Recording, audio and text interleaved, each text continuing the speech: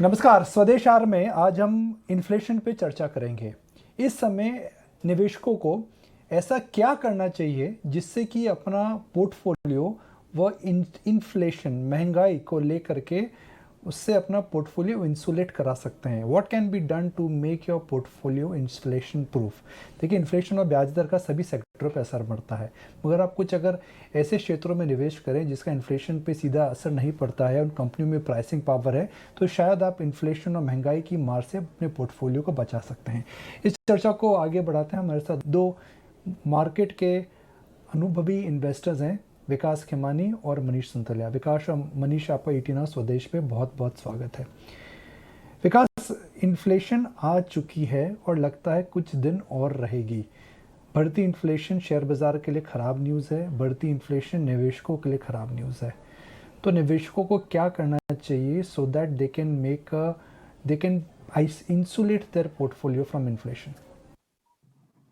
तो बिल्कुल देखिए, जो इन्फ्लेशन एक माइल्ड इन्फ्लेशन होती है वो इक्विटी के लिए बहुत ज्यादा खराब नहीं होती है। पर अगर वो इन्फ्लेशन थोड़ी हाथ से निकल जाए तो वो एक थोड़ा सा, क्योंकि उसको फिर इंटरेस्ट रेट्स में भी फैक्टर करना पड़ता है, तो वो एक थोड़ा सा इक्विटी के लिए अगर बियॉन्ड अ पॉइंट जो बढ़ जाती है तो वो होती है। तो इसमें एक ये कॉल लेना पड़ेगा कि किस हद तक आगे बढ़ सकती है। तो जैसा कि आज का माहौल है, वो मुझे ऐसा नहीं लगता कि जो बहुत ही ज्यादा हद से बाहर निकलने वाले इन्फ्लेशन के माहौल में हम हैं। स्पेशली मैं इंडिया की बात करूँ तो, पर ऐसे माहौल में भी आप देखेंगे तो उस तरह के सेक्टर, स्टोरीज और कंपनी और बिजनेस अगर आप इन्वेस्ट करें जिसमें जिसमें राइजिंग इन्फ्लेशन और राइजिंग इंटरेस्ट रेट से बिजनेस को सपोर्ट मिले और थोड़ा फायदा हो, तो उस तरह के बिजनेसेस को अगर आप अपने पोर्टफोलियो में थोड़ा ऐड कर सकते हैं, जो कि हो सकता है अगले 12 महीना, 18 महीना और 2 साल के पीरियड में, जैसे इन्फ्लेशन थोड़ी स्ट्रांग रहती है तो उसका फायदा उनको as a owner of the business, as share holder of the business मिले। तो इस ऐसे कौन से बिजनेस है अगर आप देखे जाए, तो जो बिजनेस जनरली जिनके फिजिकल एसेट्स ग्राउंड पे होती है, जिनमें बहुत सारा केपेक्स लगता है, फिजिकल एसेट्स ग्राउंड पे होती है, और तो क्या होता है जैसे जैसे इन्फ्लेशन बढ़ती है उनकी रिप्लेसमेंट कॉस्ट और उनकी वैल्यू बढ़ती जाती है। जो कोई नई कैपेसिटी आएगी तो उसकी वैल्यू पहले के मुकाबले में ज्यादा हो जाती है।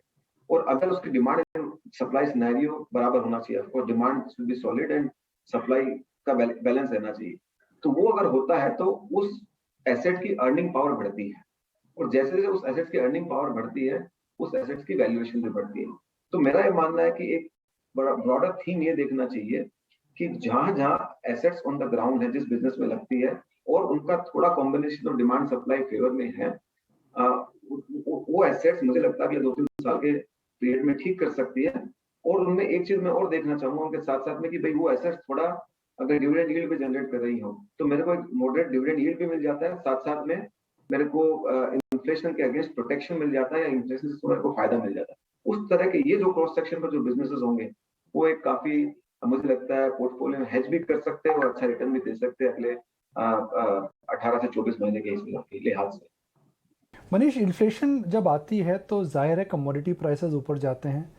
हालांकि इंडिया को कमोडिटी प्राइसेस जब ऊपर जाते हैं तो क्रूड के अंदर मार पड़ती है, मगर मेटल्स के अंदर बेनिफिट होता है। तो आपको क्या लगता है Manish, one should keep it simple, go and buy metal stocks, commodity producers, because inflation is back, commodity prices are high? जी निकुंज, आई थिंक इस साल commodity prices due to geopolitical tension, supply side shortages, ESG, carbon credit, carbon deneutralisation and all of that, commodity prices ऊपर रहेंगे। Commodity prices ऊपर रहेंगे तो inflation भी जाहिर है ऊपर ही रहेगा, और ब्याज रेट का ट्रेजेक्ट्री भी ऊपर के साइड में है। और ये सब जब अगर होता है तो रुपए पर भी प्रेशर पड़ता है, अपने इंडियन यूएसडी आईएनआर पे। तो best way to hedge is basically commodities लेना चाहिए, रियल एस्टेट लेना चाहिए, एक्सपोर्ट ओरिएंटेड थीम्स लेना चाहिए, और उन सेक्टर्स में थोड़ा ओवरवेट रहना चाहिए जहां रॉ मटेरियल कॉस्ट हेडविंड नहीं रहे। तो रॉ मटेरियल कॉस्ट हेडविंड तो पूरे कॉर्पोरेट इंडिया पर ही आएगा, थर्ड क्वार्टर में भी हमने देखा और फोर्थ क्वार्टर में भी रहेगा, और आने वाले FY23 में भी नंबर्स डेफिनेटली रीसेट होंगे अगर कमोडिटी प्राइसेस इस तरफ के रहे।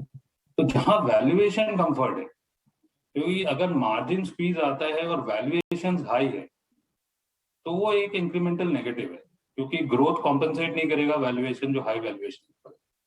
तो वहां पर ट्रिमिंग करना चाहिए और डिवर्सिफाई करना चाहिए। टेक्नोलॉजी है, वो रुपए डेप्रिशिएट होगा तो बेनिफिट होगा, और उसको direct raw material cost headwind उतना ज्यादा इम्पैक्ट नहीं करेगा। पर कंज्यूमर ड्यूरेबल्स है, उसमें थर्ड क्वार्टर में पूरी इन्फ्लेशन पास थ्रू नहीं हुई, फोर्थ क्वार्टर में और अभी जो हम देख रहे हैं तो भयानक प्रेशर है, और अगर वैल्यूएशन काफी हाई है तो वो सस्टेन नहीं हो पाएगा। तो थोड़े से ग्रोथ स्टाइल की तरफ टिल्ट कर जाना चाहिए। जो आपकी प्राइस अर्निंग्स ग्रोथ है पोर्टफोलियो की, उसको नीचे करने की कोशिश करनी चाहिए। एक्सपोर्ट ओरिएंटेड थीम्स में फोकस करना चाहिए और डिवर्सिफिकेशन करना चाहिए commodities and real estate. Manish, banks में क्या करना चाहिए? बिकॉज हिस्टोरिकल डेटा में यही बताता है, यही सिखाता है कि जब इन्फ्लेशन आती है तो पहले चरण में, in the first phase of inflation, banks they make more money. अगर इन्फ्लेशन आती है तो ज़ाहिर है कंपनीज की वर्किंग कैपिटल रिक्वायरमेंट बढ़ेगी और इसके लिए बैंक्स के पास और लोन के लिए जाएंगे। तो क्या बैंक्स में निवेश करना चाहिए ये सोच के कि वो इन्फ्लेशन के बेनिफिशियरी होंगे? नहीं, 100%। मतलब बैंकिंग स्टॉक्स में इतनी क्यों करेक्शन आ रही है समझना थोड़ा मुश्किल है। I think it is more a question about flows, money moving out because of over ownership rather than any fundamental reason. जो भी आपने बताया, working in an inflationary environment, demand for credit goes up. और अगर हम numbers भी देखें large banks के, 25-30% के टाइप का आपका ग्रोथ है, और वैल्यूएशन भी बहुत ही रीजनेबल है। तो और स्प्रेड, क्योंकि 2/3 ऑफ द बुक जो है वो MCLR लिंक्ड होता है, वो पहले रीसेट होता है, डिपॉजिट रेट्स बाद में रीसेट होते हैं, तो आपके स्प्रेड बढ़ने की गुंजाइश। और एनपीएस का भी कहीं दूर दूर तक कोई बहुत ज्यादा प्रेशर दिखता नहीं है प्रॉफिट एंड लॉस अकाउंट के बैंक्स के। एडिक्वेटली प्रोवाइडेड है, कैपिटल बफर भी बहुत स्ट्रॉन्ग, और वैल्यूएशन और सस्ते हो जा रहे हैं।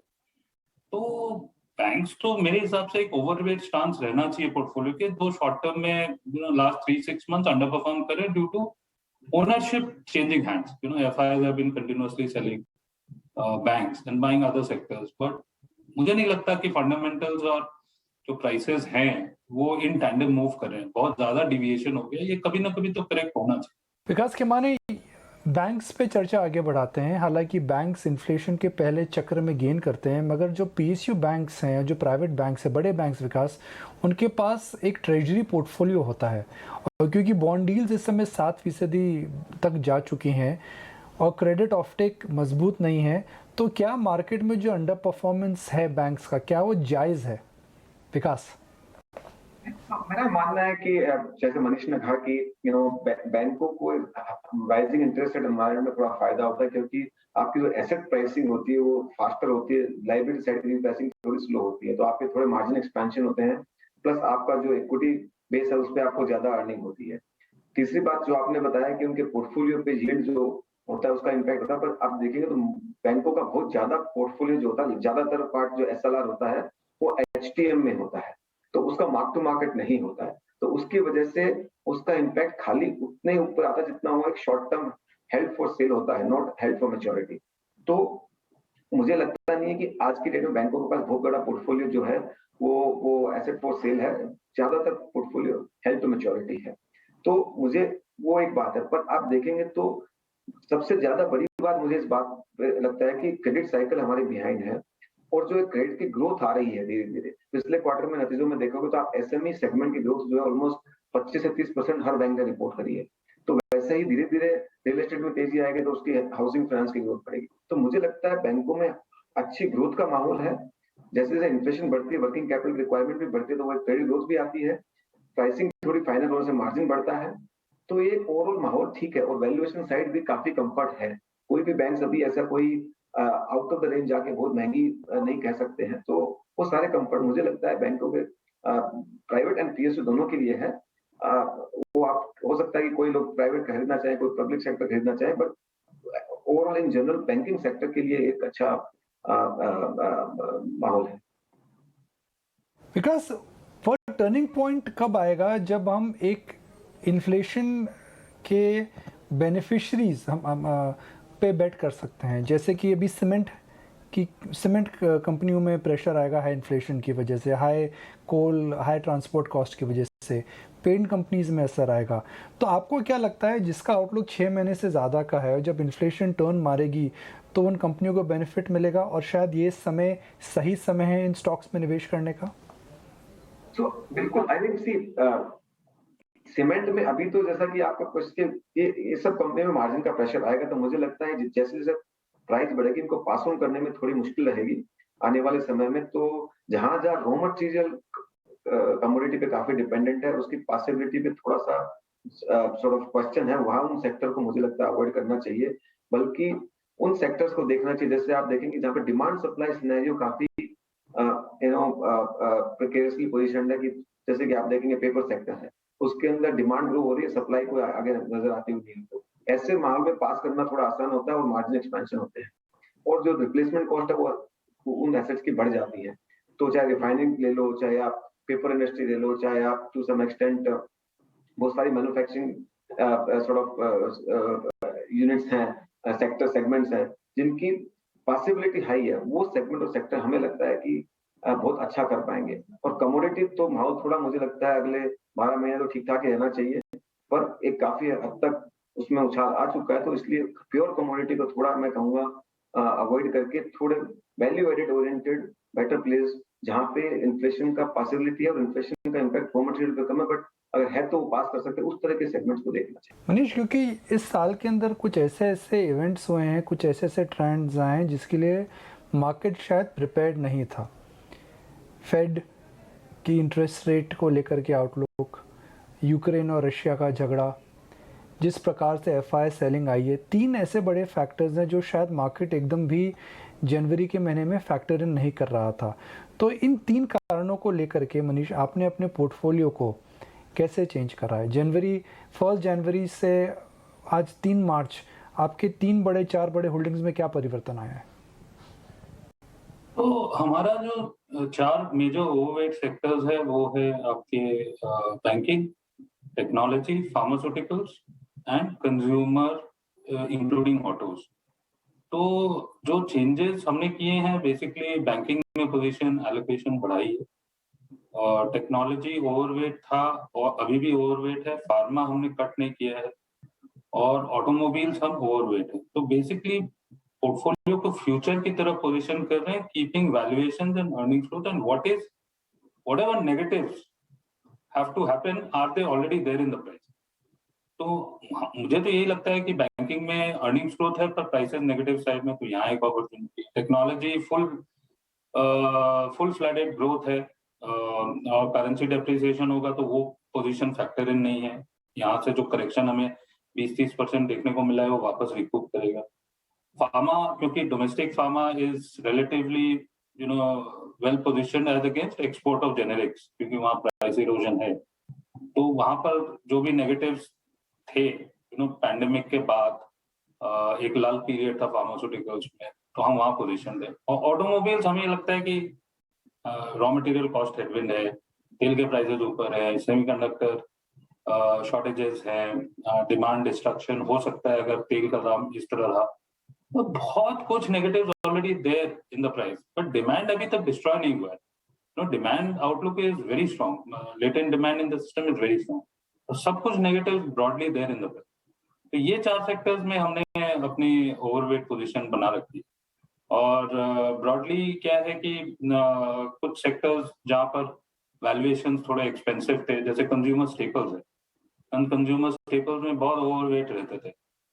मुझे नहीं लगता कि इस high raw material cost environment में स्टेपल्स के जो हाई वैल्यूएशंस है विज़-अ-विज़ द ग्रोथ वो होल्ड कर पाएगा। तो हमने कंज्यूमर स्टेपल्स कम किया है, मिड कैप बैंक्स को कम किया है। मिड कैप बैंक्स अभी भी पैंडेमिक के आफ्टर इफेक्ट से निकल नहीं पाएंगे, अभी भी बहुत टेंशन है उस स्पेस में, वहां हमने थोड़ा कट किया है। ये कुछ चेंजेस हमने, और कुछ नए स्टॉक्स भी हैं जैसे स्पेशलिटी केमिकल्स, जो कि एनवायरनमेंट में काफी बेनिफिशियरी होंगे as oppose to bulk chemicals.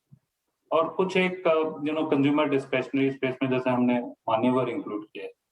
सारी दुनिया बोलती है बहुत महंगा स्टॉक है, वैल्यूएशन थोड़े फुल है, पर ग्रोथ काफी स्ट्रॉन्ग है। तो क्योंकि इसमें आईपीओ पॉप नहीं था, जो euphoric listing basically IPO price के आसपास है, तो ये एक नया स्टॉक हमने इंक्लूड।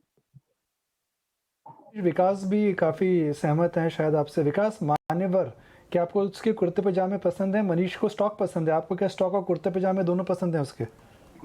मान्यवर बहुत अच्छा बिजनेस मॉडल है, बहुत अच्छी कंपनी है, इसमें कोई दो राय नहीं है। रिटर्न प्रोफाइल बहुत अच्छा है, और मुझे लगता है जिस हिसाब से ग्रोथ है, शायद ये जो पिछले 12-18 महीने में कोई आईपीओ आए उनमें से कुछ गिने चुने अच्छे आईपीओ, उनमें से एक अच्छा आईपीओ है, ऐसा मेरा मानना है। अभी आप किस वैल्यूएशन पे आप खरीदना चाहोगे, ये आपका इंडिविजुअल कंफर्ट होता है, पर मुझे लगता है ये कंपनी ऐसी है कि जो कुछ आने वाले 5-7-10 सालों में एक स्ट्रक्चरल ग्रोथ का प्रोफाइल रखती है, और एक नीश कैटेगरी है, तो जिसमें कॉम्पिटिटिव इंटेंसिटी भी कम है और अनऑर्गेनाइज्ड टू ऑर्गेनाइज्ड प्लेयर्स का जो थीम है वो भी यहाँ पे प्ले होता है, और एक बहुत ही सुंदर बिजनेस मॉडल है। तो मुझे लगता है कि ये एक अच्छा कंपाउंडर स्टोरी है। मनीष, आपके लिए आखिरी सवाल। आप हिस्टोरिकली एक जो पोर्टफोलियो रन करते हैं मनीष, उसके अंदर एक ज़माने में page industries, Eicher, Bajaj finance, blue dart ऐसे शेयर्स थे, और मैं अक्सर आपसे पूछता था जी भैया महंगे शेयर्स आप क्यों खरीद रहे हैं, तो आपने बोला था ग्रोथ है और ग्रोथ रहेगी तो उनकी पी मल्टीपल जस्टिफाई होंगे। मगर बाज़ार में मनीष हम देख रहे हैं कि अब एक वैल्यू को लेकर के काफ़ी रोटेशन हो रहा है। पीएसयू बैंक्स वापस आ रहे हैं, मेटल स्टॉक्स वापस आ चुके हैं, तो ग्रोथ कंज्यूमर फेसिंग जो आप ये स्टॉक्स में निवेश ट्रेडिशनली करते आए हैं, क्या आप वो स्ट्रैटेजी चेंज करना चाहते हैं मनीष? देखिए, पोर्टफोलियो में हम रोटेशन तो कर ही रहे हैं। जैसे एक जमाने में हम कंज्यूमर में बहुत ओवरवेट हुआ करते थे, इंक्लूडिंग कंज्यूमर स्टेपल्स। वो कंज्यूमर स्टेपल्स की जो high growth, high P, high with और विदाउट अर्निंग जो फेज था 2010 के बाद, क्योंकि पी मल्टीपल एक्सपैंड हो रहे थे, इंटरेस्ट रेट्स कम हो रहे थे due to all of that, तो वो हम कट कर रहे हैं और हम थोड़ा इन्वेस्टमेंट रिलेटेड थीम्स में भी अपना एक्सपोजर बढ़ा रहे हैं। प्राइवेट केपेक्स हुआ, गवर्नमेंट केपेक्स हुआ, larger than two type, container corporation types, builder corporation types, जहां पर वैल्यू है। मतलब ग्रोथ तो आना बाकी है, ग्रोथ के नंबर्स तो मे बी नेक्स्ट 12-15 महीने में दिखेंगे, but early in the cycle हम पोजीशन कर, तो थोड़ा सा कंजम्पशन को टेम्पर डाउन किया है, थोड़ा टेक्नोलॉजी को बढ़ाया है। डेफिनेटली चेंजेस तो है, but style growth he investing है, बट vis-a-vis द वैल्यूएशंस, कहाँ मार्जिन ऑफ सेफ्टी है, वो आज की डेट में भी बरकरार है। विकास, जब ये साल चालू हुआ था तो हम जब चर्चा कर रहे थे तो आपने बोला था भाई मार्केट में इतना कंफर्ट नहीं है कि 2022 में हमें बहुत शानदार रिटर्न्स मिले। किसी ने इस प्रकार का एंटिसिपेशन एक्सपेक्ट नहीं करा था, मगर करेक्शन आ चुका है। तो अब अगर रिमेनिंग ईयर की बात करें विकास, मार्च से दिसंबर, क्या आपको लगता है that markets by the time the year ends we can easily get double digit returns in large cap and also mid caps?